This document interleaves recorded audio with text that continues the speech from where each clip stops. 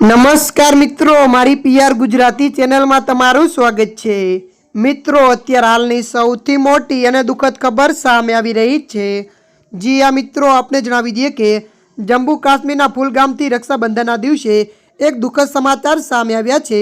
ફુલગામના અખાલ વિસ્તારમાં આતંકવાદીઓ સાથે 9મા દિવસે પણ અથડામણની સ્થિતિ જોવા મળી હતી। સમગ્ર વિસ્તારમાં જોરદાર ધડાકા અને ફાયરિંગનો અવાજ ગૂંજતો રહ્યો હતો, જે દરમિયાન ભારતીય સૈન્યના 2 જવાન શહીદ થઈ ગયા છે। જો કે અન્ય 2 જવાન ગત રાત્રે ઇજાગ્રસ્ત થયા હતા।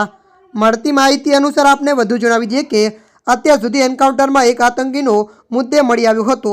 જો કે કુલ 2 જવાન શહીદ અને 10 જવાન ઇજાગ્રસ્ત થઈ ગયા છે। સૂત્રો કહે છે કે ગાઢ જંગલ અને પ્રાકૃતિક ગુફાઓ જેવા ઠેકાણાઓનો લાભ લઈને કમસે કમ 3 કે તેનાથી વધુ આતંકી હજુ ત્યાં છુપાયેલા છે। આ એન્કાઉન્ટર છેલ્લા દાયકામાંથી સૌથી લાંબા ચાલેલો આતંક વિરોધી અભિયાન બની ગયો છે। ત્યારે મિત્રો, હાલ માટે આટલું। મળીશું નવી અપડેટ સાથે। જો તમને અમારો વિડીયો પસંદ આવે, લાઇક, શેર અને સબસ્ક્રાઈબ કરી નાખજો। ધન્યવાદ।